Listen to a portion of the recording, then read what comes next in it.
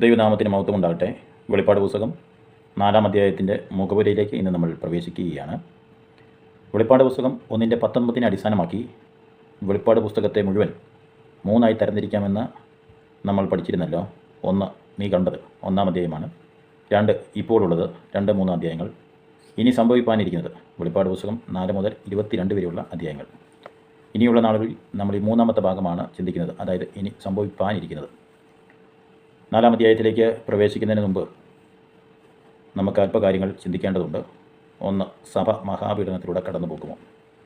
2 അധർമ്മമൂർത്തിയെ തടഞ്ഞു നിർത്തുന്ന ഈ വ്യക്തി ആരാണ്? അതിൽ 1-ാമത്തെ ഭാഗം സഭ മഹാപീഡനത്തിലൂടെ കടന്നു പോകുമോ എന്നുള്ളത് നമുക്ക് ചിന്തയ്ക്ക് അല്ലെങ്കിൽ പഠനത്തിന് വിധേയമാക്കാം.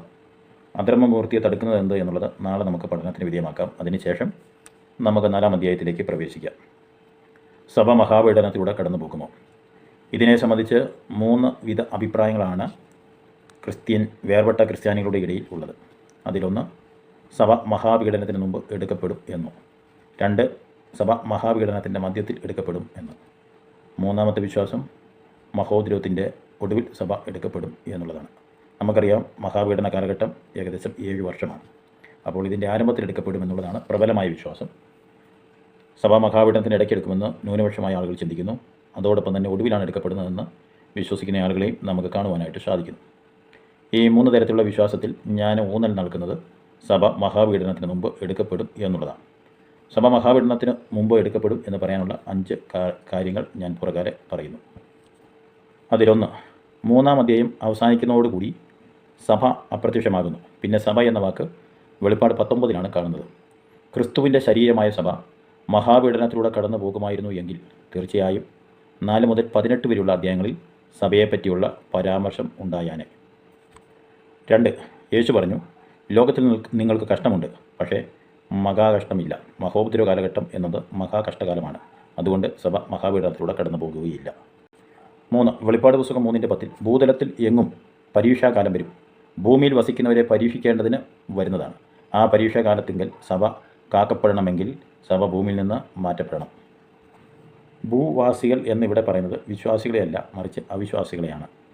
വെളിപ്പാട് പുസ്തകം 6:10 ഭൂമിയിൽ വസിക്കുന്നവരോട് ഞങ്ങളുടെ രക്തത്തെക്കുറിച്ച് എന്ന് വായിക്കുന്നു.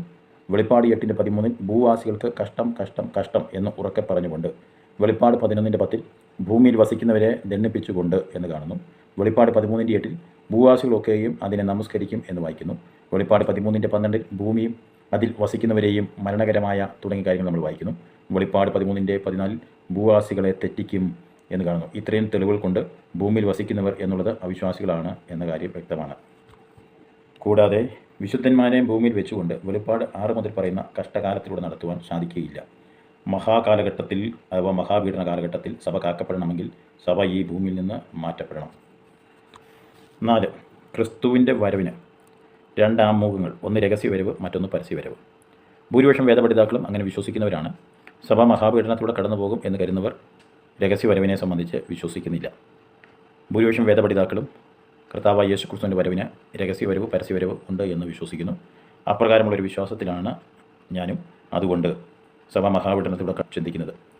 ഞാൻ കള്ളനെ പോലെ വരും, നിനയാത്ത നാഴിയിൽ വരും തുടങ്ങിയ വാക്യങ്ങളെടുത്ത് നമ്മൾ ചിന്തിക്കുമ്പോൾ അതോടൊപ്പം തന്നെ കർത്താവായ യേശുക്രിസ്തുവിൻ്റെ വരവ് പരസ്യവരവ്, ഏത് കണ്ണും അവനെ കുത്തിത്തുളച്ചവരും അവനെ കാണും, ഭൂമിയിലെ ഗോത്രങ്ങളൊക്കെയും അവനെ ചൊല്ലി വിലപിക്കുമെന്ന് വെളിപ്പാട് 1-ാം അധ്യായത്തിൽ നമ്മൾ വായിക്കുന്നു.